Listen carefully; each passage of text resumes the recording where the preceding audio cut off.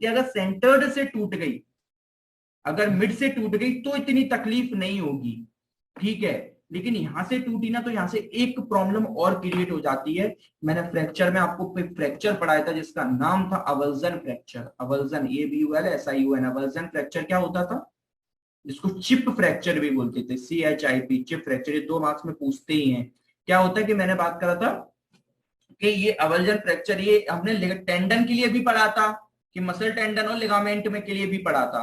क्या होता था कि अगर कोई इतने फोर्स की वजह से अगर ये लिगामेंट यहां से एकदम पावर होके खिंचे तो ये कुछ अपने साथ एक बोन की एक हल्की सी चिप, एक बोन का एक हल्का सा पीस भी अपने साथ तोड़ लाती है। क्यों? क्योंकि वो इतनी टाइटली अटैच्ड होती है बोन से कि जब वो अपने ओरिजिन या इंसर्शन से हटती है तो अपने साथ एक बोन का एक हल्का सा जो उसकी आउटर लेयर होती है वो भी उसको भी उखाड़ लाती है, ठीक है। ऐसे ही अगर आपको याद हो तो मैंने बहुत सारे इसमें मैंने हिप फ्रैक्चर में, हिप डिसलोकेशन में मैंने बहुत कॉमन बताया था। जब मैंने बेसिक ऑफ, जब मैंने आपको डिसलोकेशन पढ़ा, यूट्यूब पर डाला हुआ है, मैंने आपको बताया था कि जब हिप डिसलोकेशन होता है तो वहां पर मोस्ट कॉमनली इलियक क्रेस्ट से वहां से वो जब वो निकलती है तो वो एक एसिटाइल से वहां से एक चिप उठाई ले आती है, टुकड़ा निकल ही आता है। तो उसी तरीके से वहां पर तो मसल्स थी, यहाँ पर लिगामेंट है, लिगामेंट भी तो ये हो सकता है। अगर सेंटर से टूट गई तो 2 टुकड़े अलग हो जाएंगे, कोई बात नहीं, मगर जब यहां से टूटती है तो वो अपने साथ एक हल्का सा बोन का पार्ट खींच लेके आ जाती है,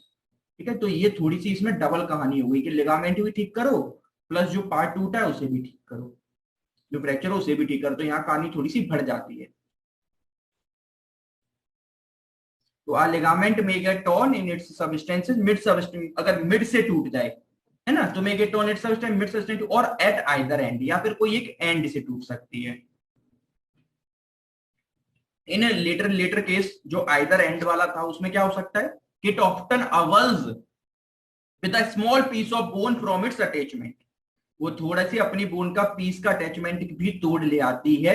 यानी ऐसे केस में अगर अगर खतरनाक अगर स्प्रेन जो 3rd डिग्री वाला स्प्रेन होता है उसमें आपको एवल्जन फ्रैक्चर भी देखने को मिल सकता है। कब? जब लिगामेंट अपने एंड से टूटे, तो सेंटर से टूटेगी तो क्यों खड़ेगा, है ना।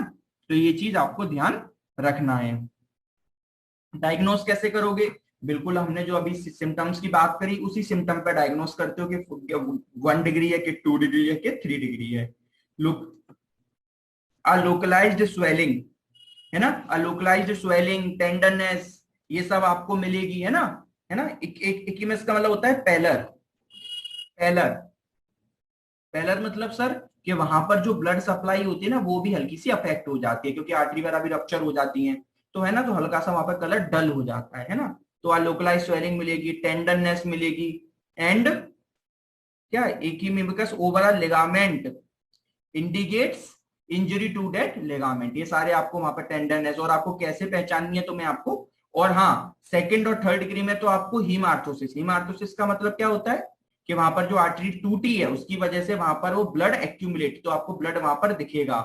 आप कैसे देखा कि अच्छा कि स्किन के नीचे आपको नजर आएगा कि यहाँ पर ब्लड ब्लड है, ब्लड क्लॉट बन गया है। क्यों? क्योंकि आर्टरी भी तो रप्चर हो रही, क्योंकि मैंने बात करा था सर 3rd डिग्री में खतरनाक, 3rd डिग्री में तो इतना होता है कि पेन ही नहीं होता, नर्व टूट जाते तो आर्टरी भी टूटेगी, तो 2nd डिग्री में भी थोड़ी बहुत आर्टरी टूटेंगी।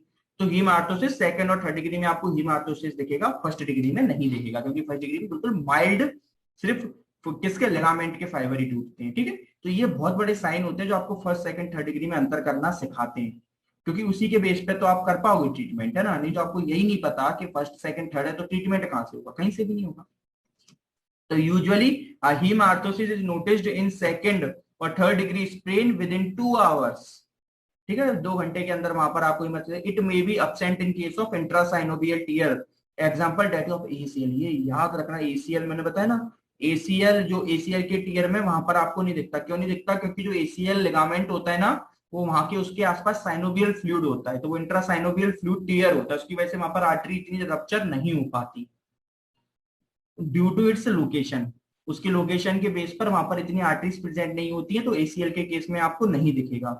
इसलिए ज्यादातर क्या होते हैं कि ऐसा 3rd डिग्री पता करने बहुत सारे ऐसे टेस्ट होते हैं, PDP में पढ़ोगे बहुत सारे टेस्ट पढ़ोगे जो आपको बताते हैं, जैसे ACL के लिए हम बहुत सारे एंटीरियर ड्रॉवर टेस्ट, लैचमेंट टेस्ट, ये सब बाद में पढ़ोगे, मैं बताऊंगा कि डिफरेंट डिफरेंट टेस्ट के कौन कौन से होते हैं, PDP के अंदर आते हैं कि कौन कौन से टेस्ट से हमें कैसे पता चलता है ना।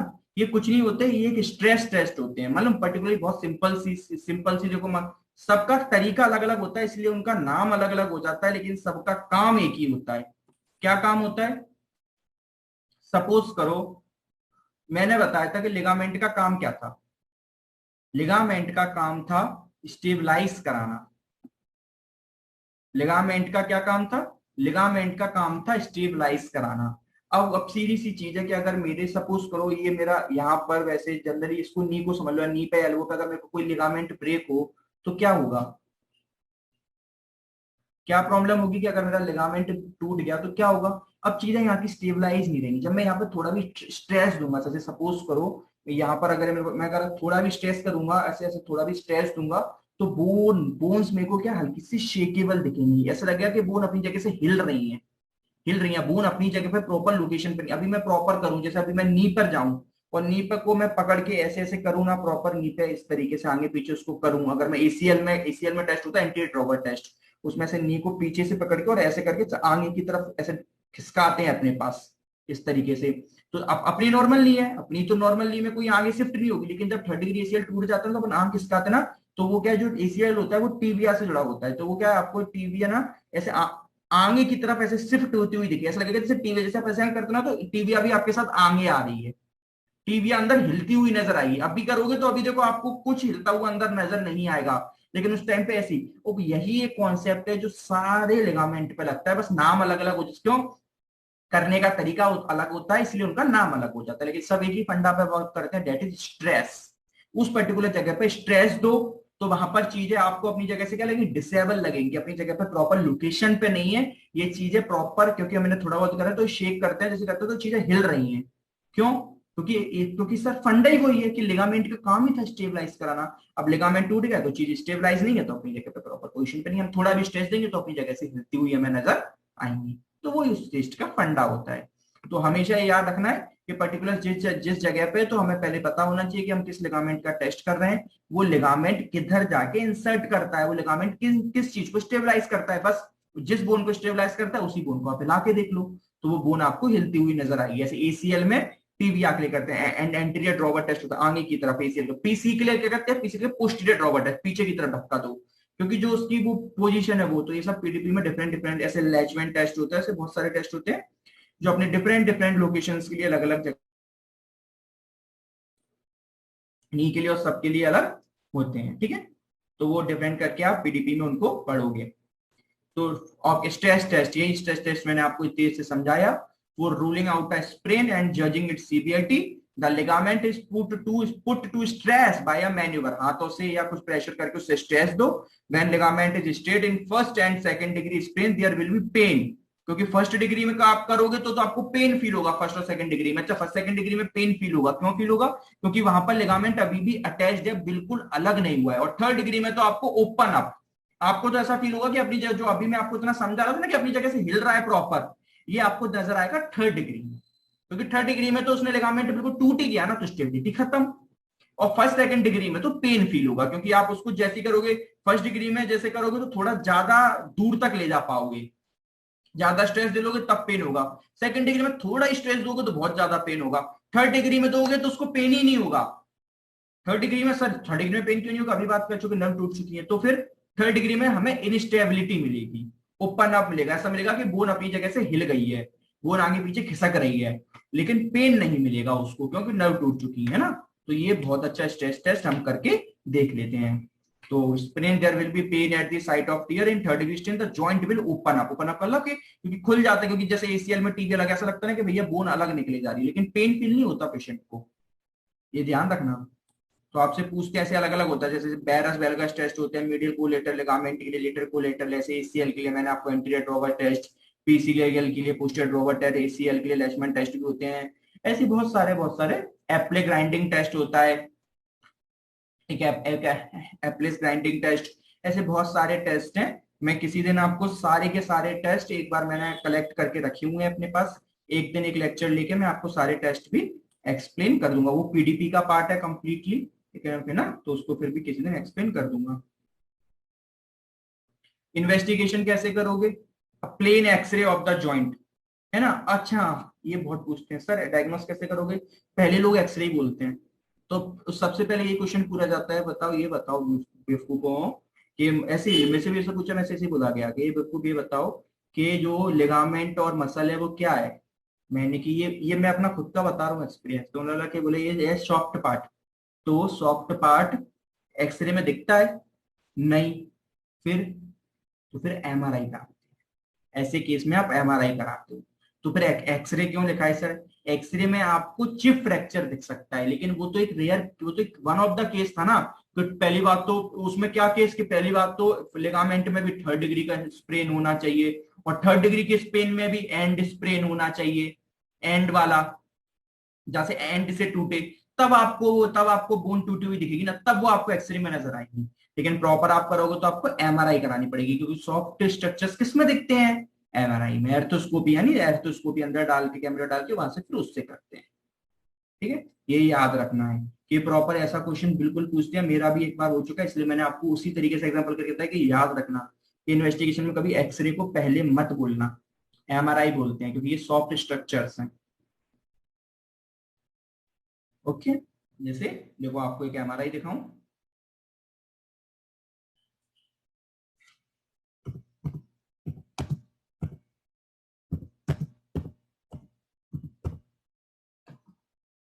स्ट्रेन्ड नी की दिखाता हूं, देखो पूरी प्रॉपर अलग।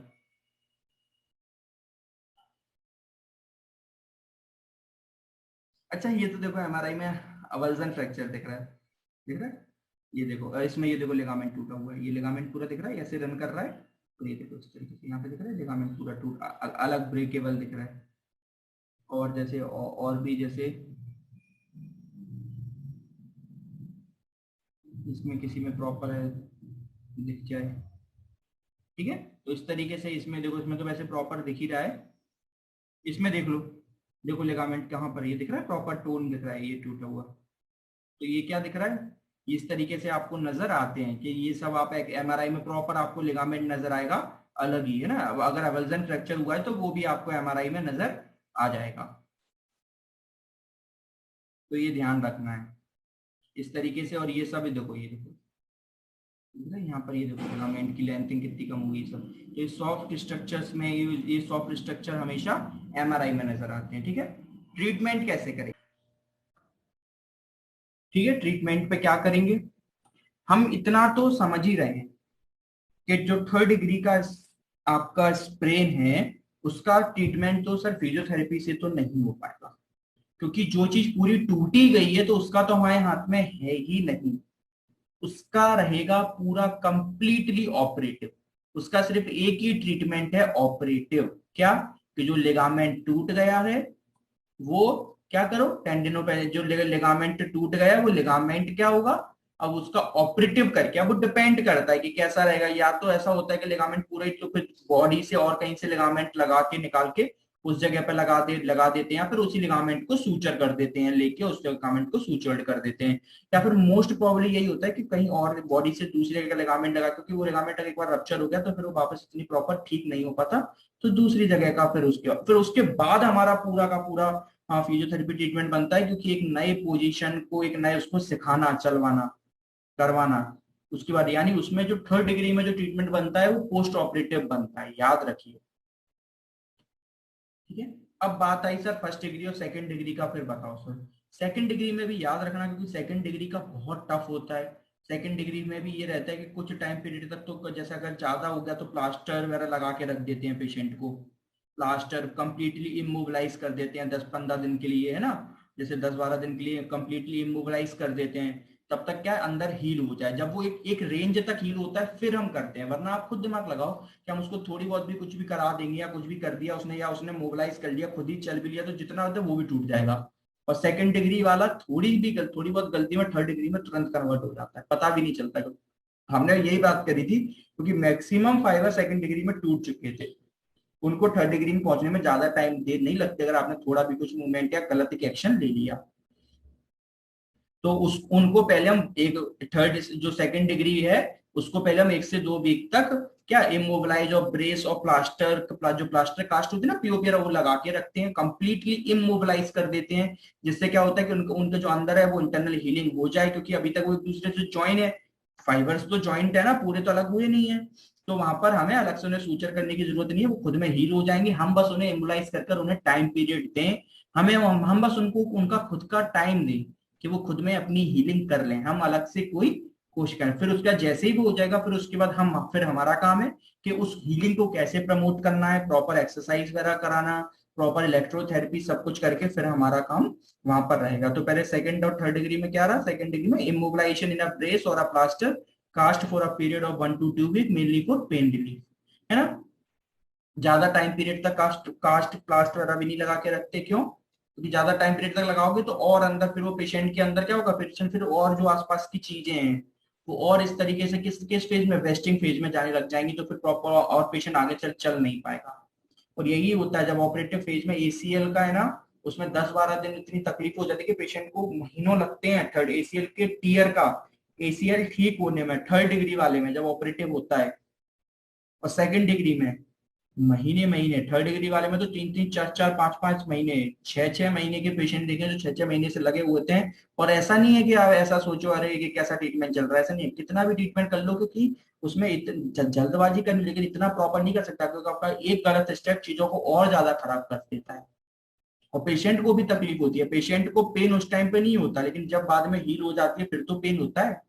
फिर क्या, पेशेंट का जो लेग है ना वो कंप्लीटली इमोबिलाइज स्टेज में चला जाता है, वो मूवमेंट ही नहीं करता। फिर आप एक्सट्रीम फोर्स लगा के जब मूवमेंट कराते हो तो पेशेंट को बहुत पेन फील होता है, बहुत ज्यादा, पेशेंट खुद नहीं कर पाता।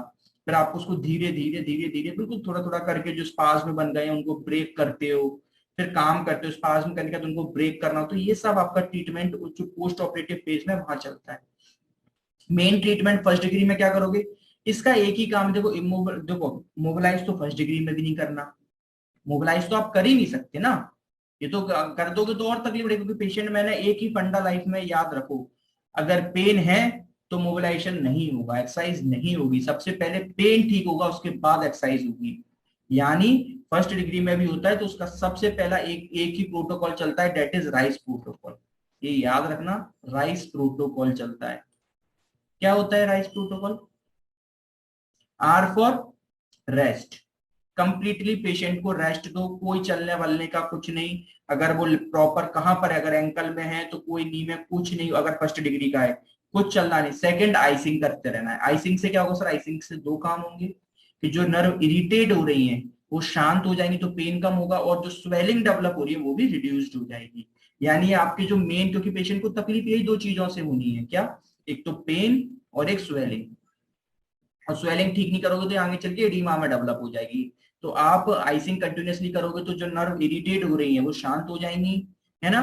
प्लस क्या हो जाएगा कि अगर वहां पे है ना, और जो स्वेलिंग डेवलप हो रही है वो भी रुक जाएगी, है ना। तो आइसिंग करना है, रेस्ट करना है, आइसिंग करना है। सी फॉर क्या होता है, सी का मतलब होता है कंप्रेशन बैंडेज। आपने देखी होंगी बहुत सारी कंप्रेशन बैंडेज होती है, एंकल में अगर कहीं पर भी लग जाती है तो कितनी सारी वो बैंडेज देखते हो ना, बांध लेते हैं हम, का क्रैप बैंडेज बोलते हैं। ऐसी क्रैप क्रैप बैंडेज मतलब उन्हीं को कंप्रेशन बैंडेज बोलते हैं, जो नॉर्मल क्रैप बैंडेज होती है उन्हीं को टाइट करके, जैसे उन्हीं को टाइट, ऐसा नहीं है कि इनको हम इन प्रोटोकॉल को जैसे डे बाई डे चलाते रहते हैं, क्या स्टार्टिंग प्रोटोकॉल ये है, स्टार्टिंग प्रोटोकॉल है क्या, आइसिंग करते रहो, जैसे यहाँ लगी तुम यहाँ आइसिंग करते रहो, जैसे क्या जो नर्व है इरिटेट हो रही वो शांत हो जाए तो पेन नहीं होगा, है ना। आप फिर क्या करोगे, जैसे अभी मेरे पास, जैसे ये तब का ट्रीटमेंट है कि मेरे को तुरंत लग गई तो मैं आपके पास पहुंच गया, सर मेरे को आपने चेक कर लिया अच्छे फर्स्ट डिग्री कितने, तो आप अपना ट्रीटमेंट कैसे स्टार्ट करोगे, तो यहीं से स्टार्ट करोगे। तो आइसिंग देखिए, पहले पेन वेन शांत कराओगे उसका ना, ये 2-3 दिन यही ट्रीटमेंट चलेगा, 2-3 दिन तो चलेगा। फिर उसके बाद आप आपको देख लो कि पेन कम हो गया तो फिर उसके बाद पर्टिकुलर एक्सरसाइजेस कराओ, थोड़ा थोड़ा लिमिटेड में, क्यों, वरना नहीं कराओगे तो पेशेंट के स्पाज्म डेवलप हो जाएगा, फिर पेशेंट चाहकर भी नहीं कर पाएगा, फिर पेशेंट जब एक्सरसाइज करेगा तो उसे उससे पेन होगा। तो 2-3 दिन तक ये देख लो कि अच्छा पेन कम हो गया ना, पेशेंट कर पा रहा है ना, तो अब करा दो, फिर मत रुको। फिर ये नहीं चलता, राइस प्रोटोकॉल स्टार्टिंग प्रोटोकॉल है कि किसी भी चीज को, पेशेंट आपके पास सडन आया आप क्या करोगे, तो आइसिंग वगैरह लगा के आपने नर्व को शांत कराया, स्वेलिंग नहीं होने दी, रेस्ट तो देना ही है, कंप्रेशन बैंडेज टाइट करके बांध दी, क्यों, क्योंकि उससे क्या हो जाएगा, इमोबिलाइज कर दिया आपने, आपने उस जगह को इमोबिलाइज कर दिया कि वो वहां पर मूवमेंट ना करे, वरना मूवमेंट करके खुद ब्रेक कर लेगा। तो आपने उसको इमोबिलाइज कर दिया, कंप्लीटली इमोबिलाइज करके रख दिया ना, इमोबिलाइज कर दिया जिससे। और क्या देखो, कंप्रेशन से इमोबिलाइज भी होता है, प्लस स्वेलिंग वगैरह भी, इडिमा वगैरह भी ये भी नहीं बनता, स्वेलिंग भी ज्यादा नहीं होती, इडिमा भी नहीं होता, तो चीजों का मूवमेंट नहीं होता, चीजें और फर्दर ब्रेक नहीं होंगी, ये हो गया। तो तीसरी चीज। चौथी चीज एलिवेशन, ई से होता है एलिवेशन। एलिवेशन का मतलब होता है कि जनरली जैसे लोअर लिम्ब वाली चीजें होती है ना, उनमें एलिवेशन ज्यादा काम आता है।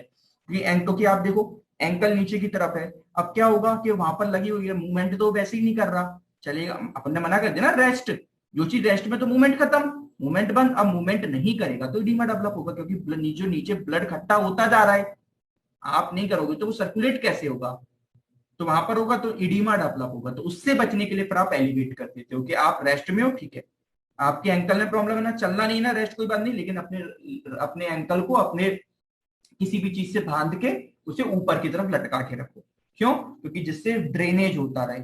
नहीं तो क्या होगा, नीचे होगा तो ग्रेविटी की वजह से ड्रेनेज नीचे होगा और आपके फुट में एडिमा डेवलप हो जाएगा। भले आपके नी में हुआ हो, ये आप खुद देखना, इमेजिन करना, नी में प्रॉब्लम होती है, डेवलप फुट सबसे पहले जो डीमा डेवलप होगा वो आपके एंकल में, आपको डीमा एंकल में भी दिखने लगता है। आप बोले नी में तो दिख ही रहा था सर, मैं मान रहा हूँ एंकल में तो दिख रहा है, एंकल नीचे की तरफ है। अब ड्रेनेज कहाँ होगा, नीचे होगा। अगर आप नहीं चलोगे तो अब, और आपको चलना तो मना ही कर दिया है, आपको खुद बोल दिया कि चलना नहीं है, आप एक तरफ से बोल रहे हो चलना नहीं, उस नहीं चलने की वजह से, इमोबिलाइज होने की वजह से, या फिर हाथ में भी कभी इमोबिलाइज होने की वजह से पेशेंट को कॉम्प्लिकेशन आएगी, और वो कॉम्प्लिकेशन है क्या, इडीमा। और ये बहुत खतरनाक होती है। खतरनाक का मतलब यह है कि एक बार आ तो जाती है, जाने में बहुत दिक्कत हो जाती है, फिर इसके से मूवमेंट भी रिस्ट्रिक्ट होते हैं, बहुत पेशेंट को भी तकलीफ होती है और आपको भी बड़ा समय लगता है। तो स्टार्टिंग में आपका ये एक अच्छे डॉक्टर की यही निशानी है कि प्रॉपर राइस प्रोटोकॉल में रेस्ट, आइसिंग, कंप्रेशन बैंडेज बांधो और उसे एलिवेट करके रखे रहो। उससे बोलो कि बिल्कुल जितने टाइम तक आप इमोबिलाइज करे हो, 2 दिन 3 दिन, जैसे ये डिपेंड करेगा पेशेंट की सीवियरिटी ऑफ पेन, कितनी तकलीफ में है उसे। अगर पेन आ रहा है तो 2 दिन में, तो 2 दिन रखे रहो, नियर अबाउट 48 आवर्स रखे रहते हैं। तो 48 आवर्स तक रख के उसको बोलो एलिवेट करे रहो। अगर वो एलिवेट करे रहेगा तो ड्रेनेज कंटिन्यूअसली क्या होगा, ग्रेविटी कैसे नीचे होता रहेगा, तो पेशेंट को इडीमा डेवलप नहीं होगा। फिर इससे क्या होगा सर, ये आपने जो अपना प्रोटोकॉल चला लिया 48 आवर का, तो आपको टाइम पीरियड मिल गया, अब पेशेंट को पेन भी नहीं है, आपकी होशियारी की वजह से इडीमा भी नहीं हुआ, स्वेलिंग भी नहीं है, वो नहीं है। तो फिर आप फर्दर क्या करोगे, अब आप उसको बोलोगे कि आप मूवमेंट आप करना स्टार्ट कर दो। यानी 48 to 72 आवर्स ये टाइम पीरियड लिया अबाउट लेते हैं। इसके बाद हम मूवमेंट कराना पेशेंट को स्टार्ट कर देते हैं, और मूवमेंट भी एकदम नहीं, माइल्ड मूवमेंट, स्लो स्लो, कि पता पड़े एकदम अभी पेन तो कम हो गया लेकिन आपको चीज अभी इतनी प्रॉपर तो हीली जल्दी हुई नहीं, और एकदम करा दो एक्सट्रीम मूवमेंट हो। तो जो मूवमेंट कराओगे वो स्लो स्लो मूवमेंट कराएंगे हम, ठीक है।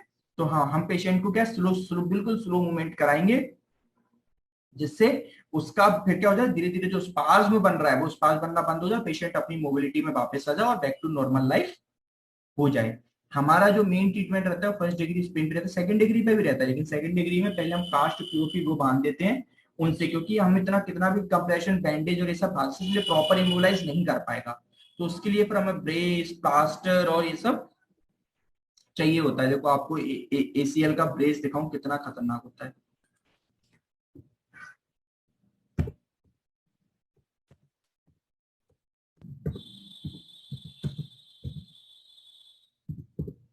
कास्ट भी लगती है, ब्रेस भी लगता है। कास्ट तो आप समझते हो, पीओपी कास्ट वगैरह ना, इस तरीके से। इतना लंबा ये टाइनर का आता है, बहुत लंबा। ये तो आपको ये बहुत कॉमन, आपको जैसे भी अगर फर्स्ट डिग्री का भी होता है ना, फर्स्ट डिग्री में तो नहीं, सेकंड डिग्री में तो आप ये प्रिस्क्राइब करते ही करते हो पेशेंट को। इतना बड़ा ये पेशेंट पूरी कंप्लीटली इमोलाइज कर देता है, ये पेशेंट पहन के चलता है इसको, ठीक है, इस तरीके से। ठीक है, यहाँ से पूरा इतना बिलो बिलो थाई से लेके पूरा नीव के लेके अपना पूरा है ना, मिड ऑफ लेग तक ये रहता है, और ये पूरा कंप्लीटली इमोलाइज करके पेशेंट को और ये ऐसा नहीं है कि महीनों तक रखे रहना पड़ता है, अच्छा खासा। ये नहीं, इसी तरीके से सबका अलग अलग रहता है, क्योंकि ये था that's all complete about for spray. Thank you.